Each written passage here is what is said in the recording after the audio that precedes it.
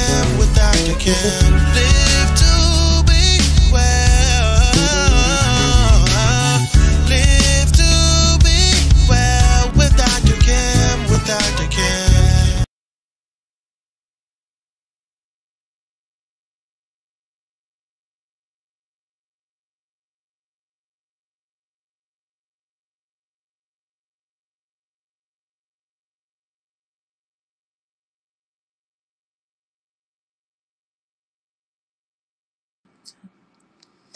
Hi, everybody. Welcome to Live to Be Well. I am the co-host, Micha, ML6 Logan.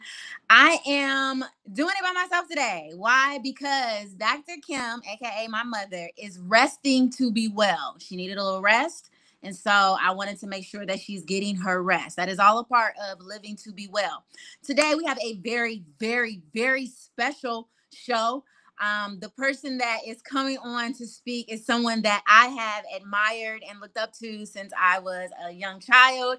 I love her family, her sister, her mom, everybody. And I'm going to let her discuss. Today's topic is about DEI. With everything that has been in the news about DEI, including the information that was released today about funding being taken away from schools and universities if they don't take the DEI language out of their systems. This is perfect timing. So coming to our show, Live to Be Well, is Toria Turner. She is an activist, and she is all things DEI, community, all things Black. And we are just going to have a conversation. Toria, welcome. Hi, thank you. That was so awesome. I'm like, oh my God, I'm so humble. Thank you so much, Micha, for having me on. How are you? Oh, it's no problem at all. It was in the middle of the night. I was thinking about what I wanted to do for this month. And it's so much that has been happening in it feels like we're in the middle of the year, but it's only been the first 2 months. Right. And there's been so much that has been happening. And in the middle of the night, I was thinking about who I could bring on. And I had just recently seen what you did. And it was like, yo, she does this? Like, you see people and you don't really necessarily know. And then you tap in. And I was just like, oh my, it was like 3 a.m. And I was like, I have to hit her. And I wanted to hit you right then. But I was like, I'm gonna wait. And I thank you just so much for being so gracious and just being here. So could you please tell our viewing audience everything that you do and why you do it? Yeah, sure. Thank you. So I am a community advisor. I sit on quite a few boards, and one thing that they all have in common is health equity and DEI work. That's a lot and majority of what we do. I recently came off of the Michigan Democratic Party campaign for Harris Walls, starting out Biden Harris and then Harris Walls as the Deputy Operations Director for events. So then just falling right back into after the campaign, of course, that was a blow to all of us. To all of us, yes. Just getting right back into doing community advisory work and, just being an advocate for my people in Detroit. I love it. So when you decided that this is what you wanted to do, was it something that specifically sparked it? Or was it something that it always was in the back of your mind, even growing up through high school, college, all those years? Was it something that you said, you know what, when I get to a certain point in my life, this is the direction in which I want to go in? Yeah. I think I've always been that community girl, even at a very young age, just because of how I was raised. My mom, did a lot of things in the community, taking us to, feed people that were less fortunate, or, different things that we would do with the church, growing up as a youth. But I think that it really hit me, if I'm being completely honest, once I had children. That's when I knew that I wanted to do something in the community. I wasn't sure because I was always all over the place, right? Until I found my path But it wasn't until I had children and having my first child, wanting him to really be connected in a down to earth way and having a heart of gold. That was one of the things I prayed, even being pregnant with him, that he would have a heart of gold. And so I knew that diving into the community, just starting out with, making bags of food and passing them out, or, clothes and passing those out, getting involved in the community that way. So that's kind of like where it started. And then it just grew from there. I started to find my path through maternal infant health, being a mother first. Being a mommy really showed me community and really truly connected me to community. And speaking of you being a mom, you are raising amazing Black young men. Thank you. The conversations have to be different when raising them and before they walk out the door. How have you been able to navigate that and without making them scared to go out and do things and to live healthy lives, but also making them aware and understand that their skin is a threat, their build is a threat. They're not looking at their age. They're looking at their skin and their build, and they're not looking at the education, the fact they come from good homes, come from good families. How have you been able to navigate those conversations and that dialogue? And at what age with them did you start having those conversations? Oh, good question.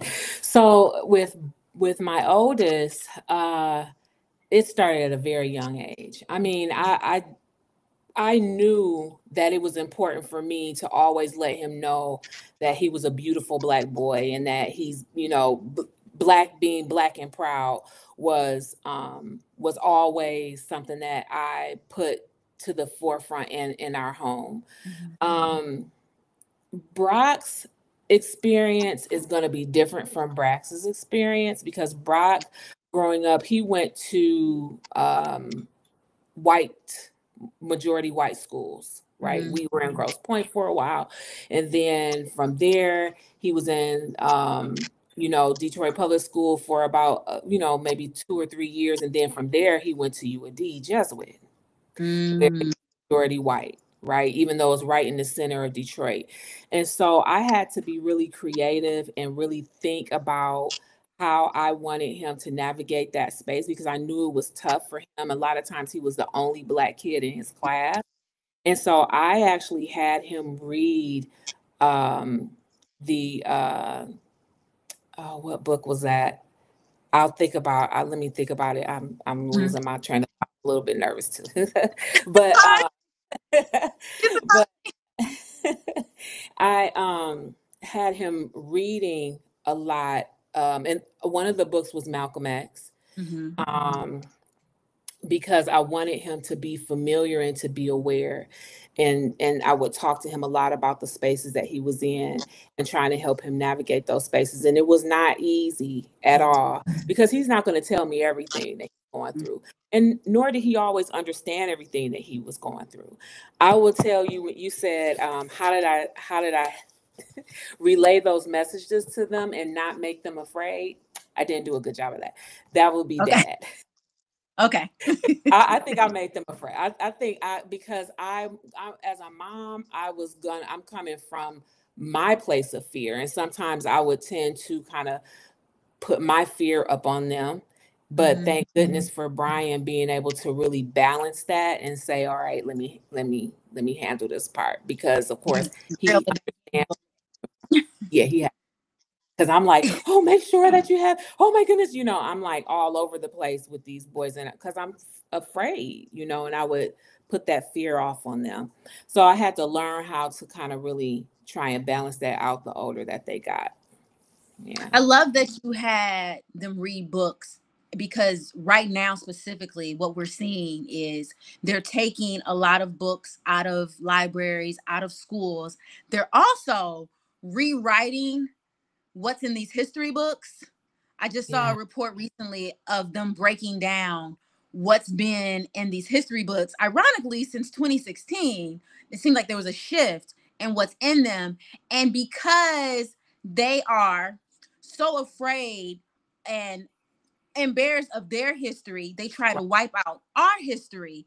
And it's becoming now more than ever that families, Black families, are going to have to sit down and make their children put down the phones, get off the computers. You got to read this book. We're going to read this book together. I need a refresher course. You need a refresher course, because when you go out there to school, you're not going to hear that. And when you're at school, I need you to come back and tell me what you learned, because it's probably not right.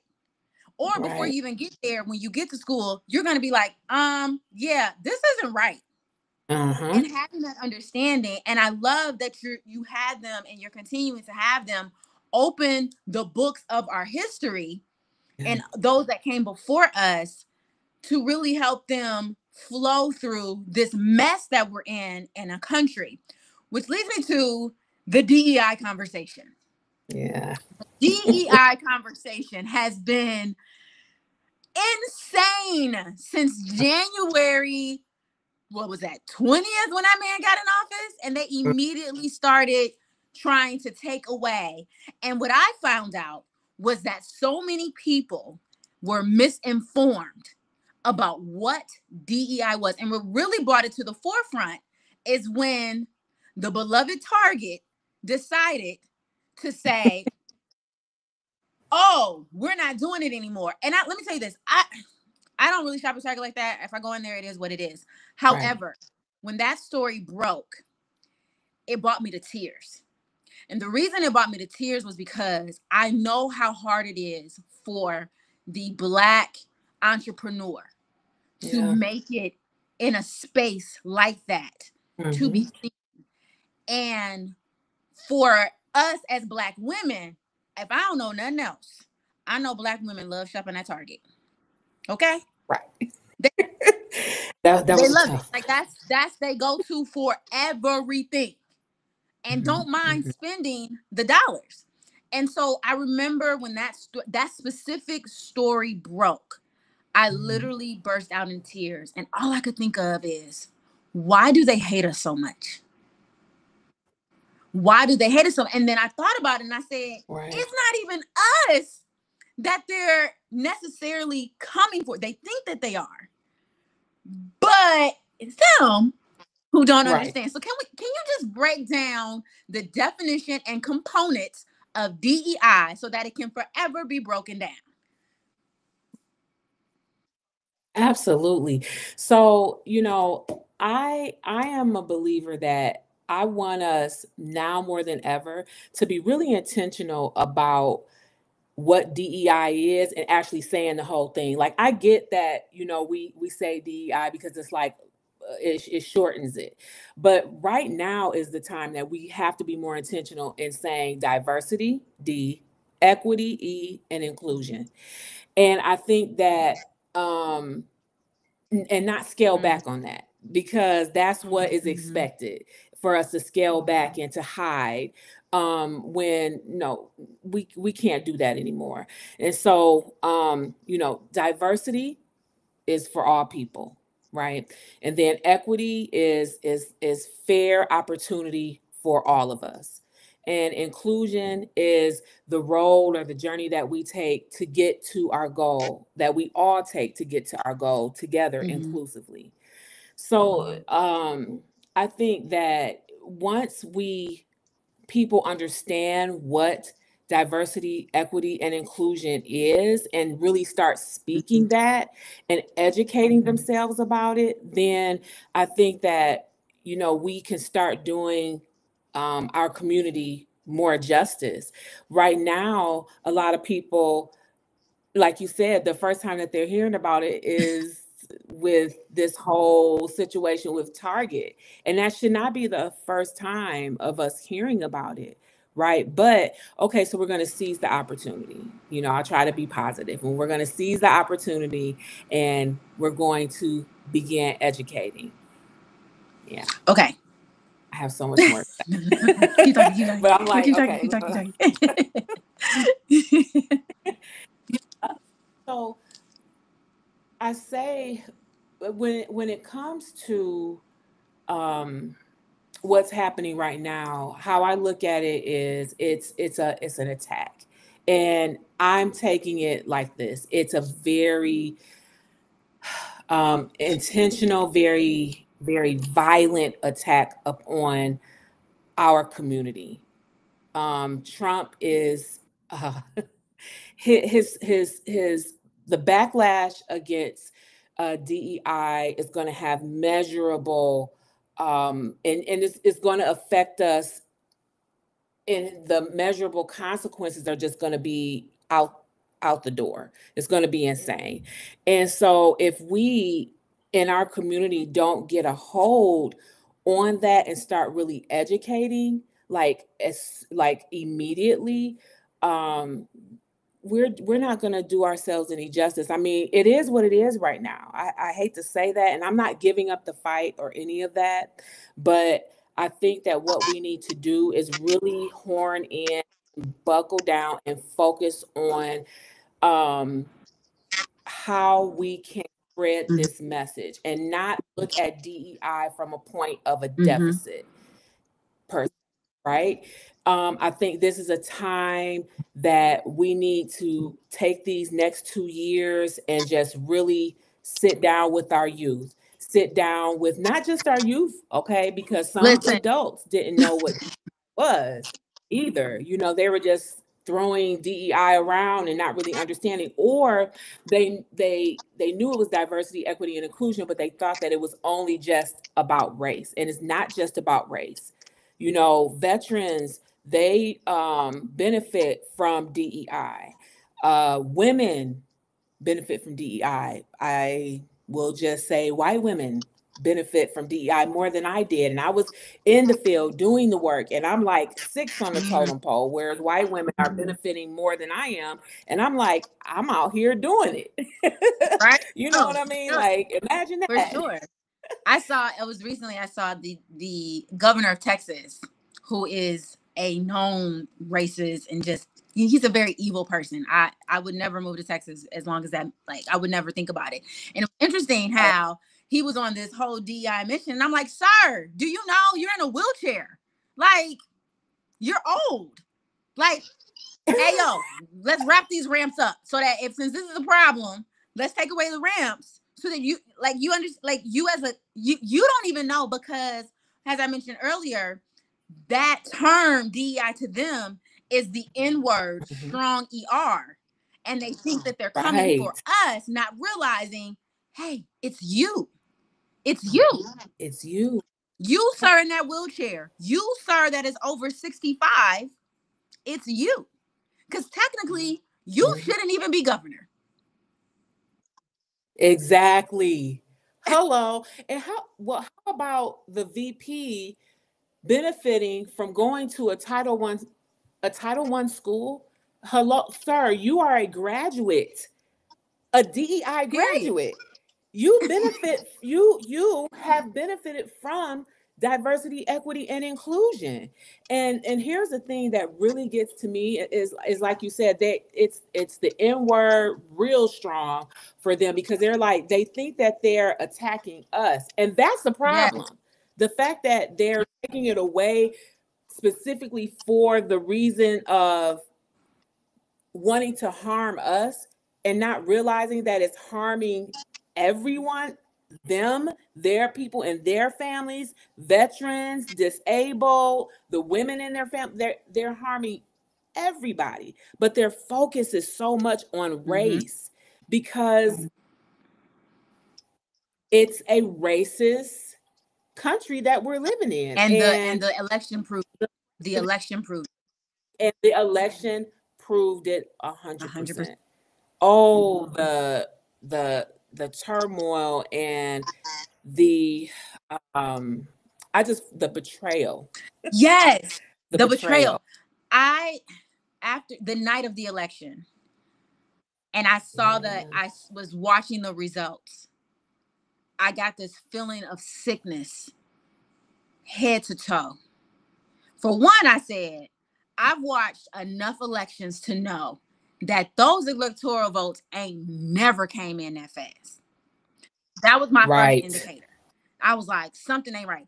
Then when he got all of them states, I said, then I went back and said, when he said, oh, don't worry, I don't need your votes. But the reality of the situation was, we know he cheated. We know it. Anybody with common sense knows it. We know he cheated. And then right after the election, he admitted to cheating and thanking Musk for doing what he did in Pennsylvania. But what did it for me was when those results came in, and I said, whether he cheated or not, the fact that so many people stayed home, not realizing why that vote really went to him, and then seeing how many people voted for him. Y'all that mad at quote unquote immigrants and trans people that you all literally voted against your rights. You're looking at your young daughter and you literally voted against her future. And I had to tell one of my homeboys, he was like, I mean, it's an election, you knew it was gonna happen. I said, no, this is different. This one hurt my soul because I knew and understood what was at stake. And when I went to the poll, just like you went to the poll, and the other 92% of us that went to the polls, we knew what was at stake for everybody. And whether or not we agree with whatever that is, we understood what the vote meant and what this election meant for. Be it if you wanted to get a home, college, loans, okay, eggs and gas, like it was beyond that for us. Beyond. And that's right. And what I found was really interesting was we knew Project 2025 was real from jump. Like we knew what it real because, and I think you like me being a researcher and just diving deep into certain things, we knew that this was a cause to reclaim the whiteness within America. And I said it was never make America great again. It was always make America white again. And I realized that the first time he went into office. And I said, the fact that they didn't stop him then, this is going to be a problem. They didn't hide what they were going to do and how they were going to do it. They were very, very and I said, for the people that voted for that, their racism and their hate was stronger than their common sense. Not even understanding that, hey, you hillbilly in the backwoods with this, you the ones that got that need the funding and need this and need that. And I remember when that man got up there and said, they're taking Black jobs. I said, oh, he want us back in the fields. Yeah. He let it out so just nonchalant. It just rolled off, but it did not surprise me. It really didn't. You know, my thing is, and even with you know, white people, I almost expected that to happen. I was disappointed and I did feel betrayed by white women. And that's why I'm like, again, they disappointed us twice. You for the second time, you just go ahead and say okay. They did it twice. And are you seeing now, Toria, that right now the white women that voted for, because if you remember, they were trying to do the blue bracelet thing because they wanted to be like, hey, I want y'all to know that we voted. Nah, say that. Because what you didn't do was you didn't talk to the rest of your, because we talked to our people. We talked to our women. We let it be known. We talked to our Black men, even though they tried to make it seem like the Black man was against us. They really tried it and made it seem like Black men were not voting for her. It was a certain group, but majority of the Black men went out and voted. But what's baffling to me right now is that these white women are on the internet. Where's Kamala Harris? She's just not doing nothing. She's not saying nothing. No. She don't owe you nothing. Not one thing. You should have been screaming at to that percentage of women that went out and voted for him. But you want us to Exactly. get out there with y'all when y'all didn't holler at your people? I think not. I think not. This is so that brings me to the mindset of rest. So Mm. when we are talking about taking rest, I'll explain what it is for me. I Mm-hmm. think that people, because they'll try and guilt you. Mm-hmm. This is the time for resting. This is the time for us to come together. No, we've been coming together for way too long. And for me, rest is not necessarily I'm just backing off of everything. Now, for some people, for some of my sisters, it is. And I totally support them on that because Mm-hmm. taking rest is also resilience. Mm-hmm. Taking rest is also saying, okay, I'm done for right now, and that's okay. But for me, taking rest is taking rest from everybody else and just putting everything I have into my people Yep. unapologetically. Yep. Into my community, educating my community on diversity, equity, and inclusion and what that looks like. Educating my community and my young people in my community about, hey, you're 16, you're going to be able to vote soon. In 2 years, we need to try and get the house back. And this is what you can do. And this is what it means when we say get the house back. And this is what Mm-hmm. diversity, equity, and inclusion is. And this is how you're going to benefit from it. And this is what we can do to try to rewrite this whole thing.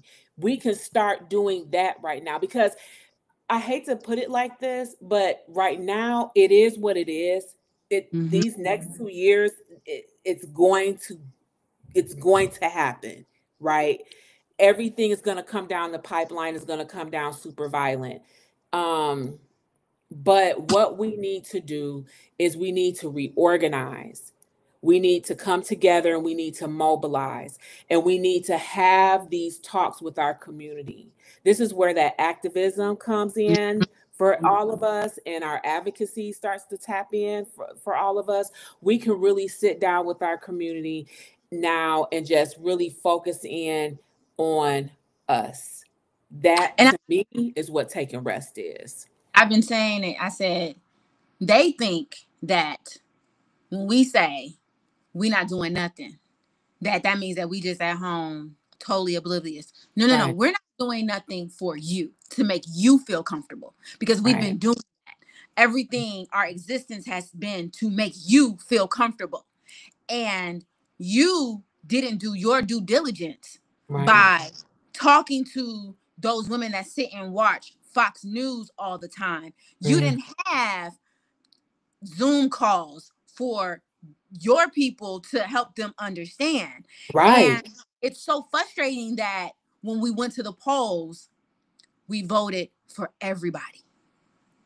And we've Mhm, always done it. Whenever anybody felt like they were being done wrong, we black women to the front, mhm. rallying Every them up single, yep. every single time.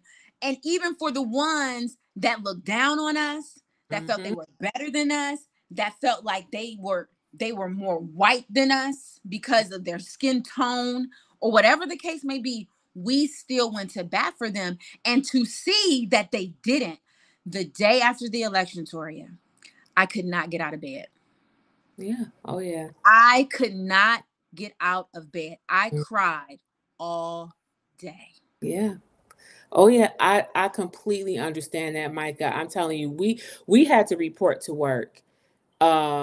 And then we had to work 2 weeks after that because we had to shut down campaign offices. So we're going through that, coming to work, diving right in, breaking down offices. After that was over with, I literally stayed in bed for 2 weeks. And I dare to say I was in a state of depression for even maybe even longer than that. And I'm still kind of like, I don't know. I'm There's a still fall. bothered. It's a Very, fall.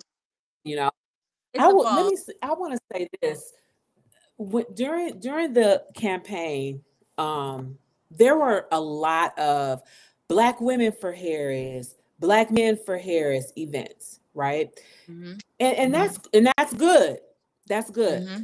But I would wonder why more white women and white men were not As organizing and mobilizing. You know what I mean? I get the whole, white men for, because I remember that there was a group of white men. They were like, white men for Harris. And I'm like, whatever, do your thing. The point is that you're trying to educate your people on what they need to be doing. But there wasn't a lot of mobilizing, as far as I saw, of white women and white men that were truly for Harris, which lets me know there weren't that many that were for Harris. I want to say this. When you mentioned, the amount of hate and racism there is behind Make America Great Again, and really is Make America White Again, I really don't understand how Black men, that this is really, I haven't ran into any Black women out here that voted or that are for Trump. But Black men that are for Trump, that to me is enormous amounts of self-hate. Enormous amounts of self-hate. And that's why I just cannot let anybody off the hook.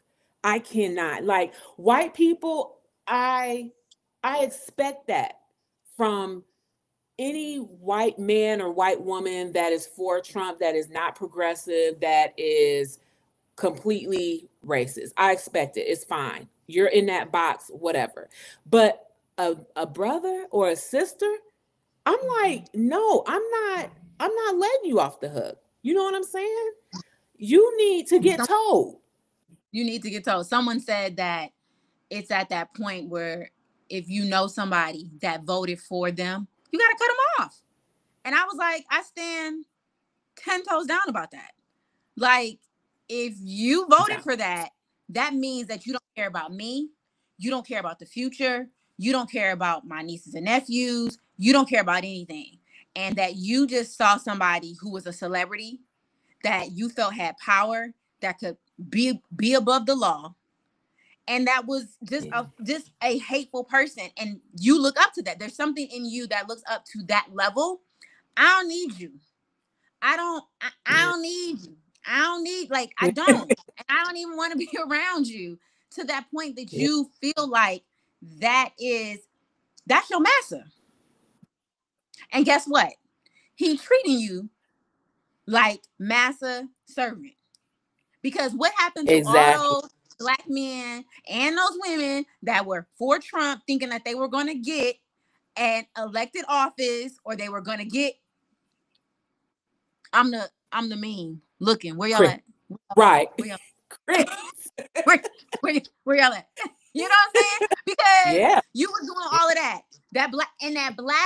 That black minister from Detroit that got up there and just you up there mimicking Dr. King, right? Right. You up there sucking and jiving and doing all of that loud and wrong while you doing it. Right. You know what I'm saying? And then still coming back, licking his boots, shining them up.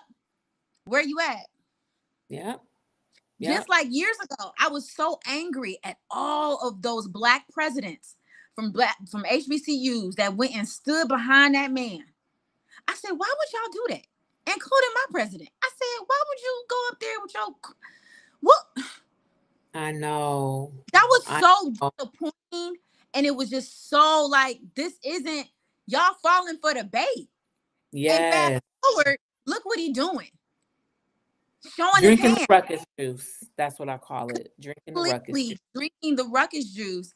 And now seeing these people who are on some like, we're still for him, or not, or trying to deny and act as if he isn't doing what he is blatantly doing. At the same time, a lot of them people are being quiet. Because where y'all at? Right. Y'all not as loud as y'all were before because you thought that it wasn't going to affect you. Yeah. You thought that it wasn't. Exactly. You thought that's why it's important for us to call them out. I can't let you off the hook. I'm calling you out because some of these people are the very people that's teaching our kids. Yes. Kids in the church, that's leading the kids at schools, and they're probably talking this rhetoric to our kids. We don't need that. When what we're trying to do is educate our children and organize our children so that we can educate them again on diversity, equity, and inclusion. And Yes. again, and continue to educate them on why it's important to vote.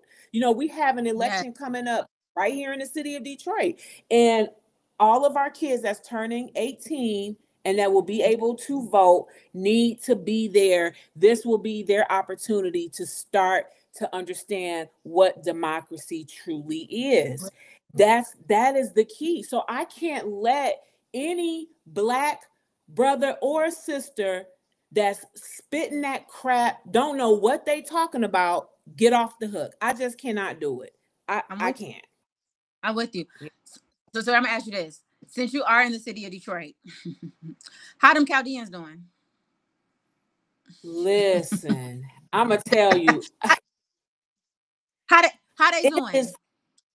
it's really, when I tell you that man did not waste any time. He wasted no time for ICE to be knocking on doors. No time at all. And I knew it. I knew that was going to happen. So here's the thing though, Micha. So, you know, part of me, I'm gonna be straight up. Part of me is like, you know what?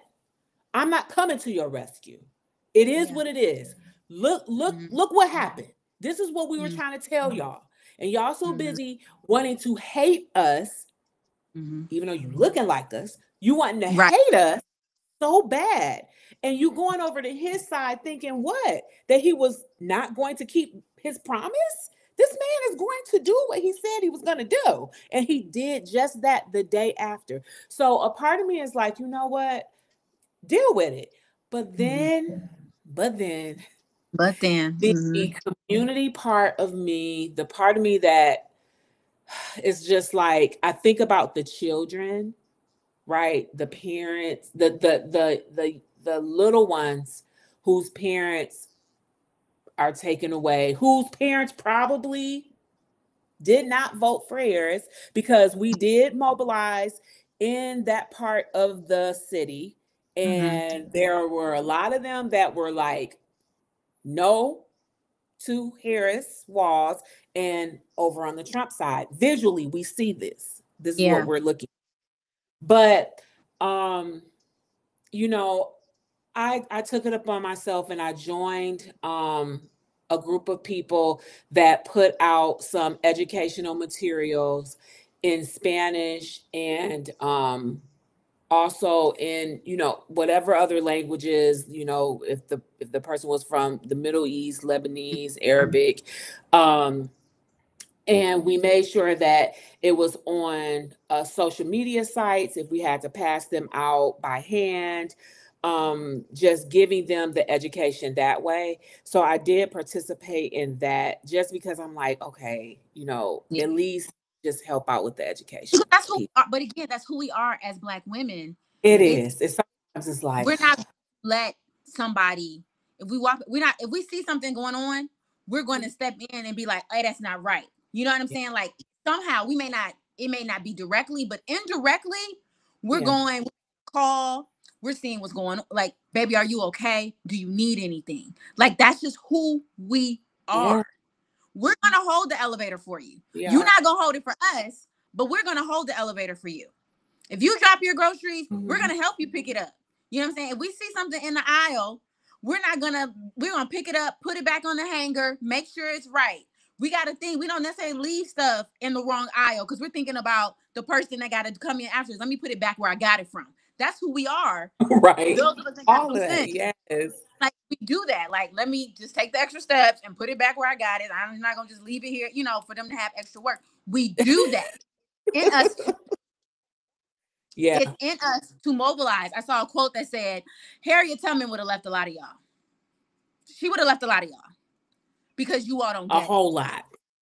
And so for those people that voted for Jill Stein, or for those people that listened to that woman that got on the news and say, whatever you do, don't vote for Harris because you thought that he was going to save Gaza?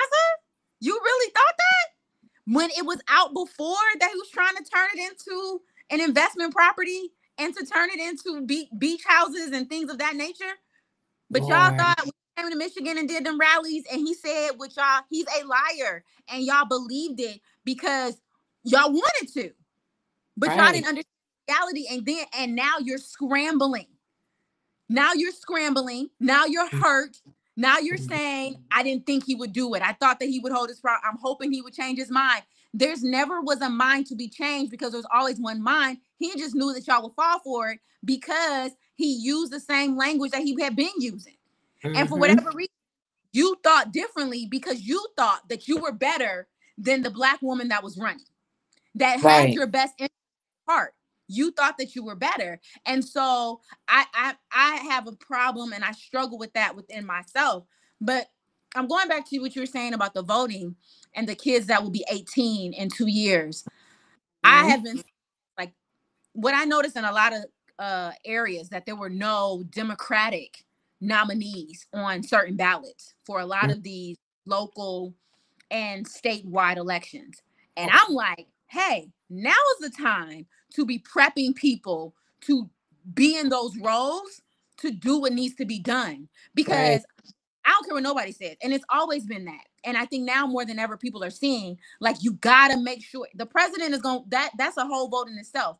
But that House, Senate, that Congress, they make the real. And if you can't, when people say, Obama didn't do nothing for us. Here's the thing. They made it difficult for Obama to do something for us so that you could say that in years to come. Exactly. But you haven't gone to Google and you haven't pulled up the records. Just like you didn't do it for Biden and Harris. They didn't do nothing for Black people. Did you go and look it up, or did you just hear that from your homeboy in the barbershop who repeated it from somebody else he heard on the street? Did you go and look up and see all the things that they actually did do for not just Black people, for the American people to sustain us? Did y'all see how they saved us from how every time a Democrat is in office, or they save it from a Republican, and they're picking up the pieces, and then when a Republican gets back in, they mess it up again for Democrats to, like, do you understand? And this is when I said, people, I understand branches of government, they do not understand how to work, and they don't understand from a city's perspective, and they don't understand it from a statewide perspective. And I love how you said, we have to start having these conversations with these young people now. And have them to understand their emotions and to shift it and to let them know, listen, every politician is not going to be squeaky clean. We know this. However, you look at the majority of the good components, understand that, yes, there is some good with some bad. You can't make everybody happy, but understand what your best interests are and how you can evoke in your community. And I love how you said this is the time for us to mobilize and get with our community. I said, you got to think about back in the day when they used to hum to get a message out. Listen, we just had this conversation with some of the boards that I do sit on, and I don't want to disclose who they are because I don't want to bring harm, right? But some of them are thinking about changing their names because a lot of the names have, things like equity in them, inclusion. So some of them are trying to change the name so that they can continue to get funding. And some of them are like, no, we're not changing our name. We stand strong. You know what I mean? And I understand that. I do. So I get it. We you want to stand strong. You don't want to back down. But then the other part of me is like, you know what? I get also changing the names. And they've actually, what we've been doing, we've been working on like a list of the replacement words so that funding can still happen. And so we're building this list out to send to various nonprofit organizations so that they can continue to try and get the funding. And I said in that meeting, I'm like, this is literally like when we would have to, like, braiding hair in patterns, secret patterns, or taking the pieces of rice and hiding them in our hair. Like, that's what it was bringing me to. And I had to turn my camera off in the meetings because I was literally in tears. Like, this is where we are. This is where we are, which made me think about my ancestors and our elders that had done so much work only to come to where we are now and say to us, I'm sorry, baby. I'm so sorry that it didn't happen the way we thought. This is why we can't really rest fully. Like, Mm-hmm. I get it. I get it. We should make sure that we're applying more self-care than we ever have. We Yeah. do need to realize that, as much as they say Black women save the world, that maybe we need to back off of that a little bit and just save our community. But if for no other reason, we should continue this work 100% and go really hard, is for our elders and our ancestors, especially our elders that are still here, that are witnessing this, and they feel so bad because all the work that they put into trying to get us from that place, only to come back and have it all erased and undone. As I if they did. I can't be quiet and allow that to happen. So I'm going to continue educating my community. Actually, myself and 3 other women in the community are coming together. What's today? Wednesday? Tomorrow for lunch. And we are going to talk about how we are going to build out safe spaces for people, our people, to Yeah. come, because remember, no DEI, right? People Right. to come Right. and begin educating them, and also showing them how to practice self-care in the midst of Yeah. all of this, and to try to de-escalate a lot of fear. We Yeah. want to focus and horn in on that. So we'll be doing a lot more of that in the Detroit community really soon, starting with like the mommies and the pregnant women, because they definitely are going through a whole lot. African American women that are pregnant and indigenous women that are pregnant, they're already have a lot of um, trauma. This is causing a whole lot more trauma. So, how do we help to eliminate some of that? We start to develop these spaces. Again, we have to bring in safe spaces and start talking to them and educating them and empowering them with this Yeah. education so they can go and take it and educate too. Yeah. I Yeah. said it in our last broadcast. I said this is a time when churches need to open up and start having conversations, and no phones, no recordings, mobilizing, figuring out and coming together. I'm really big on finding out who got the tomatoes, finding out who got the cucumbers, who's Come on, growing what where, who's doing say what it. when, who Yes. who's gathering the toilet paper, who's doing it. Yes, we can use the structure of the Black church, and really where you have these facilities that are maybe open 1 or 2 days out the week, or maybe just one day out the week, and opening it up for a safe space to have meetings. And it's one of them things like, we're not doing emails, we're not doing nothing, we doing it old school way, and you just gonna know to meet here, and we gonna have this conversation, and we gonna mobilize. And I feel like that is the best way for us, because here's the thing: they're watching, they're lurking, they're trying to figure out. Because here's what they do: as much as they hate us, they watch every single thing that we do. And the other part of Yes. that, they also know that for whatever reason, we can't even agree on what goes in grits. So they also know that we can be divided, so to speak. You know what I'm saying? Yeah. Like, Yeah. and they use that. They use that. But what they don't understand is there are more educated minded people than the ignorant ones. The Right. ignorant ones, the ones that stay over there on the shade room and do all of that over there, they gon' do that. But then you Yeah. have the ones that are reading the books, who are understanding the language and they're understanding what it is. And they're telling their people, hey, I don't care if you have an apartment, if you got a balcony, start planting some seeds, start getting things in order, start, stockpiling your stuff, start making sure your families are getting together and just really, like you said, honing in on our communities. Instead of us trying to say the whole world, we're going to try and hone in our communities and how to effectively make sure that your bills are being paid. Finding out how we can make sure. I told my mom today, make sure you go find the Black owner that owns the gas station. Find the gas station owner, because that's a relationship that you need to develop. That's a relationship that you need to develop. And so those type of going to find out, okay, where are the Black farmers? Who are they in your communities? In our communities, and they are there. They are have Black farmers.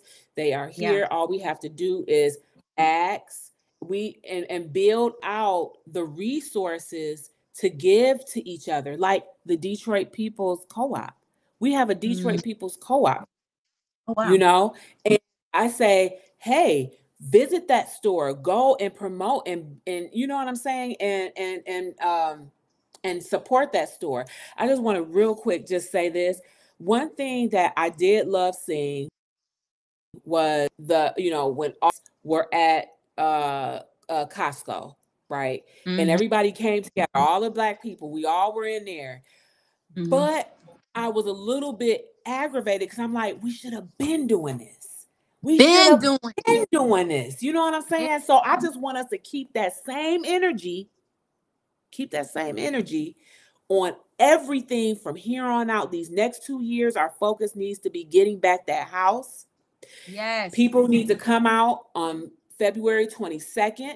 The Michigan Democratic Party, I'm actually running for a seat on the LGBTQ plus as secretary up under Jaron Trotton, who's going for our chair for LGBT caucus. And so we have a really strong caucus. Love it. February 20th there, and we are going, and we're going to educate our community. That's the best thing that we could do. I'm telling you, that's the best thing we could do. Educate. And I thought about that book. That book that I have to read was The New Jim Crow. The New Jim Crow. Listen, you have to read it twice. Our hour is up. Our hour is up. Listen, I enjoyed this conversation. I enjoyed the conversation so much, and it was so needed. And again, I am so thankful that you said yes. I'm loving everything that you do in the community. I hope that you get that seat, because what you have to offer, your gift, your mind, your talent, your beauty, your smile, your heart. You have a heart. You have a natural heart for us. And I just hope that the work that you do, that you will feel fulfilled as you continue to do it. And I'm just so honored to know you. And thank you. Tell everyone how they can get in touch with you and how they can follow you on social media, all those things. Yeah, absolutely. So if you want to get in touch with me, my email is toriaturner276@gmail.com. You can follow me on Instagram. It's Detroit's unofficial official. And hey, come on in, follow me. Let's have conversation. If you want me to come and talk to your community, I'm more than happy to do that. And if you need to contact her, if you didn't get all of that, contact my mom, myself, and we will definitely put you in contact with Toria so that you can get involved, so your voice can be heard, and we can do this thing together. Listen, everyone, thank you for joining us. Continue to pray for my mom, that she continues to get the rest that she needs. We will be back with you in 2 weeks. Yeah, even though they got rid of Women's History Month and everything else and all of that, we are still here to celebrate the women in our the women in our community. Thank you again for tuning in. And in everything you do, please remember to live to be well. Have a great evening, everyone. Bye.